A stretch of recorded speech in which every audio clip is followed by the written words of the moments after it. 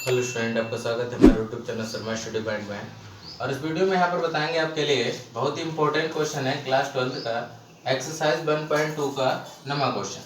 देखिए नमे क्वेश्चन में क्या कह रहा है, आपसे कह रहा है यहाँ पर f such that n to n एक रिलेशन दिया गया है जिसमें फंक्शन आपके लिए दिया गया है f n equal to n plus 1/2 if n is odd. जब n विषम संख्या होगी तो इसके लिए फंक्शन n प्लस 1/2 लिया जाएगा, और यदि n इज एवन और यदि सम संख्या होगी तो उसके लिए n/2 लिया जाएगा। क्या ये फंक्शन बाइजेक्टिव होगा या नहीं होगा, ये आपको चेक करना है। तो देखिए बाइजेक्टिव के लिए यहाँ पर हमें चेक करना होता है, बाइजेक्टिव के लिए 1 होना फंक्शन जरूरी है, 1 और प्लस ऑन टू होना है। ठीक है, तो 1 और ऑन टू होना जरूरी है इसके लिए बाइजेक्टिव फंक्शन के लिए। तो ये बाइजेक्टिव फंक्शन है या नहीं है इसकी चेक करेंगे। देखिए सबसे पहले हम फंक्शन में नेचुरल टू नेचुरल हो रहा है, यानी नेचुरल नंबर आपके लिए जो प्राकृतिक संख्या होती हैं 1 2 3 dot dot and so on. ठीक है, अब n बराबर 1 2 3 इस फंक्शन में डाल के देखते हैं। देखिए पहले f1 निकालेंगे। f1 मतलब f1 यानी n कैसा है, यहाँ पर n है ऑड नंबर यानी विषम संख्या है। तो विषम संख्या के लिए फार्मूला लगेगा n प्लस 1/2 यानी ये वाला फंक्शन आएगा। तो n प्लस 1 यानी 1 प्लस 1/2 यानी 2/2 यानी 1 आ गया। ठीक है, 1 आ गया आपके लिए। ठीक है, अब देखिए अगला नंबर लेंगे f2। f2 बताओ f2 कितना आ जाएगा। तो देखिए f2 का मतलब इवन नंबर है, सम संख्या। तो सम संख्या के लिए n/2 आएगा, तो यानी n/2 आ गया। n की जगह 2 रख दो, 2/2, 2 से 2 कैंसिल, 1 आ गया।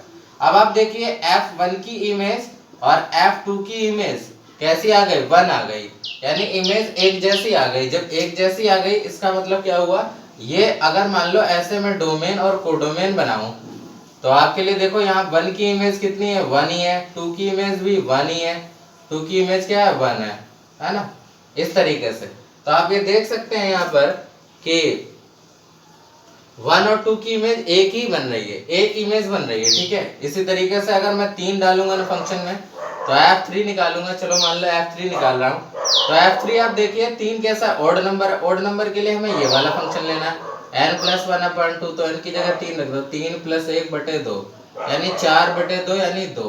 ठीक है, इसी तरीके से f4 रखो। f4 कैसा, इवन नंबर। इवन नंबर के लिए ये वाला फंक्शन n/2, तो n का मतलब 4/2, 2 से कट गया ये 2 यानी 2 आ गया। देखो अब f3 की भी इमेज कितनी आ रही है, 2, और f4 की भी इमेज कितनी आ रही है, 2। इसका मतलब यहाँ पर अगर मैं लिखूंगा 2 की इमेज, क्योंकि यहाँ पर मैं 3 की इमेज लिखूंगा, 3 की इमेज क्या आ रही है आपके लिए, 2 आ रही है। 3 की इमेज 2 आ रही है। ऐसे ही 4 की इमेज क्या आ रही है, 4 की इमेज भी 2 आ रही है।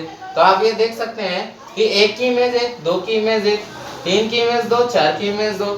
तो इस तरीके से हम कह सकते हैं यहाँ भी कोई भी नंबर होंगे वो हर तरीके से मैप्ड होंगे कोडोमेन के एलिमेंट। तो यहाँ पर फंक्शन जो है वो कैसा है, 1 यहाँ पर नहीं है। क्यों नहीं है, क्योंकि देखिए आप 1 की इमेज 1 है, 2 की इमेज 1 है, इसका मतलब 1 की जो है पूर्व प्रतिबिंब 2 है, पूर्व प्रतिबिंब 2 है। 1 की जो पूर्व प्रतिबिंब है वो 2 है। ऐसे ही 2 की पूर्व प्रतिबिंब कितनी है, 2 है। तो आप ये कह सकते हो कि यहाँ पर फंक्शन 1 नहीं है, function is not 1, function is not 1, function 1 नहीं है। ठीक है, फंक्शन 1 नहीं है। अब ऑन टू कर ले चेक कर लेते हैं। तो देखिए ऑन टू के लिए यहीं से चेक कर लो कि यहाँ पर देखो एक नंबर भी मैप्ड हो गया, एक नंबर मैप्ड हो गया। इसी तरीके से 3 से 2 हो गया, 4 से 2 हो गया। ऐसे ही अगर मैं अगला लूंगा 5, फिर 6 लूंगा और यहाँ लूंगा 3, तो 5 का इमेज हमारे पास आएगा 3 और 6 का इमेज आएगा 3, है ना। तो इस तरीके से सभी एलिमेंट कोडोमेन के जो है मैप्ड हो जाएंगे। तो ये फंक्शन कैसा होगा, ये फंक्शन ऑन टू होगा, function is onto, function is onto.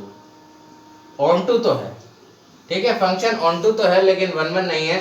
तो यहाँ पर हम कह सकते हैं फंक्शन जो है वो 1 नहीं है, 1 नहीं है लेकिन ऑन टू है, लेकिन ऑन टू है।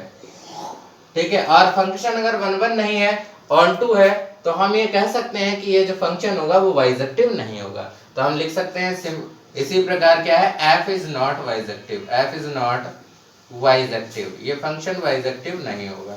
क्यों नहीं होगा? क्योंकि 1 1 है, इसलिए 1 1 नहीं है। और ऑन टू जो है क्योंकि ऑन टू इसलिए है क्योंकि कोडोमेन के जो जितने भी एलिमेंट्स होंगे वो डोमेन से मैप्ड होंगे। ठीक है, डोमेन से मैप्ड होंगे, इसलिए ये फंक्शन जो है 1 1 नहीं होगा यहाँ पर, और ऑन टू जरूर होगा। तो इसलिए जब ऑन टू नहीं है तो फंक्शन बाइजेक्टिव नहीं होगा। इस तरीके से क्वेश्चन को कर सकते हैं। Thank you for watching this video.